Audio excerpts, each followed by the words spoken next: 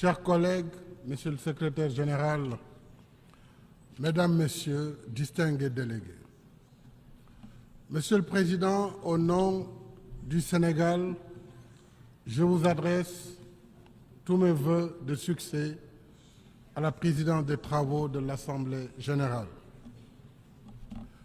Je remercie votre prédécesseur et renouvelle notre soutien au secrétaire général dans l'exercice de ses charges au service de l'organisation. Depuis notre dernière session, l'état du monde ne s'est pas amélioré. Pour des millions de personnes, le quotidien reste marqué par la peur, la violence, la pauvreté et les inégalités. Nombre de pays continuent de subir l'impact économique et social de la pandémie Covid-19. Le réchauffement climatique a atteint un niveau sans précédent. La tragédie de l'immigration clandestine nous rappelle la nécessité de mettre en œuvre le pacte mondial pour des migrations sûres et ordonnées, régulières, et de poursuivre sans relâche la lutte contre les réseaux criminels qui organisent ce trafic illicite d'êtres humains. Une guerre de haute intensité fait courir à l'humanité le risque d'une catastrophe majeure. En Afrique, la résurgence des coups d'État reste un sujet de grave préoccupation. Le Sénégal réitère sa ferme condamnation de toute forme de changement anticonstitutionnel de gouvernement. L'urgence de l'heure, c'est aussi le terrorisme qui continue de gagner du terrain en Afrique, sans réaction appropriée du Conseil de sécurité. À maintes reprises, notamment lors de son mandat au Conseil en 2016 et 2017, le Sénégal a alerté sur l'inefficacité des opérations de maintien de la paix en Afrique, dont les mandats et les équipements ne répondent guère à la nature des situations. Il n'y a pas de paix à maintenir là où il s'agit plutôt de la restaurer en combattant des groupes armés qui pillent et endeuillent au quotidien les populations innocentes, occupent des territoires entiers et menacent des États dans leur existence. Les péripéties tumultueuses de 2 missions de paix actuellement en Afrique sont édifiantes à ce sujet. En conséquence, le Sénégal invite à nouveau le Conseil de sécurité à assumer pleinement ses responsabilités dans la lutte contre le terrorisme en Afrique en vertu du mécanisme de sécurité collective prévu par la Charte. Dans le même esprit, nous appelons à la désescalade et au règlement pacifique de la guerre en Ukraine. Nous renouvelons notre soutien au droit du peuple palestinien à un État viable, coexistant pacifiquement avec l'État d'Israël, chacun à l'intérieur de frontières sûres et internationalement reconnues. Monsieur le Président, le thème de cette session nous rappelle que l'idéal à la base du multilatéralisme, c'est de créer et promouvoir entre les pays des relations confiantes, solidaires et inclusives. Le Sénégal reconnaît le service appréciable que le système des Nations Unies et celui de Bretton Woods rendent au pays depuis près de 80 ans.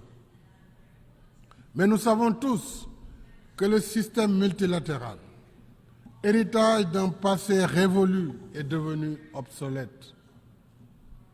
Or, comme l'a justement alerté le secrétaire général Antonio Guterres, un système qui continue d'ignorer les réalités de son temps et les besoins de plus de 3/4 de ses membres, accentue les inégalités, génère les conditions de sa contestation et provoque le risque de sa fragmentation.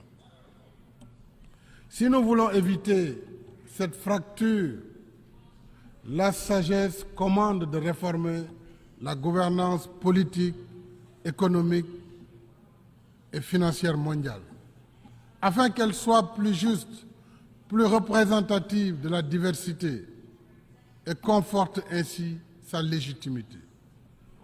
Nous pouvons y arriver si nous mettons la volonté politique nécessaire. Le G20 l'a montré en admettant l'Union africaine comme membre de plein droit.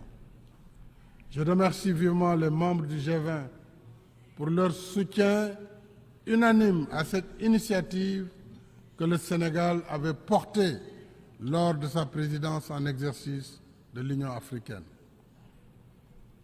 Nous souhaitons que l'exemple d'inclusion ainsi donné par le G20 soit suivi par le Conseil de sécurité et les institutions de Bretton Woods pour un multilatéralisme plus représentatif des intérêts de tous ses membres. De même, le Sénégal reste attaché à la vision des relations internationales apaisées, fondées sur l'égalité, fondées sur l'égale dignité des peuples, des cultures et des civilisations. Le 31 octobre 1961, soit un an après l'indépendance de notre pays, le président Léopold Sédar Senghor expliquait ici, sur cette vision, par ces mots, et je le cite, « Une civilisation particulière ne saurait s'imposer seule sans dresser contre elle la majeure partie de l'humanité. » Fin de citation. 62 ans après, notre position reste la même. Entre peuples libres dont l'histoire et les réalités socioculturelles sont diverses, il ne peut y avoir de légitimité pour certains de définir et imposer à tous une seule façon de vivre comme un prêt-à-porter civilisationnel. Ce qui va pour les uns ne va pas forcément pour les autres. Ensemble, nous pouvons pratiquer nos valeurs communes. Mais ensemble, nous devons respecter nos différences. Voilà pour le Sénégal ce qui doit forger un universalisme revitalisé, plus ouvert et plus efficace dans la prise en charge des défis de notre temps. Parmi ces défis, il y a l'urgence climatique. Alors que les phénomènes extrêmes se multiplient, le Sénégal reste engagé dans la mise en œuvre de l'accord de Paris sur le climat. Ainsi, grâce à notre politique volontariste de mix énergétique, les énergies renouvelables représentent aujourd'hui 31% de nos capacités installées. Avec la signature en juin dernier de notre partenariat pour une transition énergétique juste, nous avons l'ambition de porter ce taux à 40% en 2030. Et je remercie ici les pays partenaires du G7 qui nous ont accompagnés dans la mobilisation de 2,5 milliards d'euros sur une période de 3 à 5 ans à partir de 2023 pour financer nos projets au titre de ce partenariat.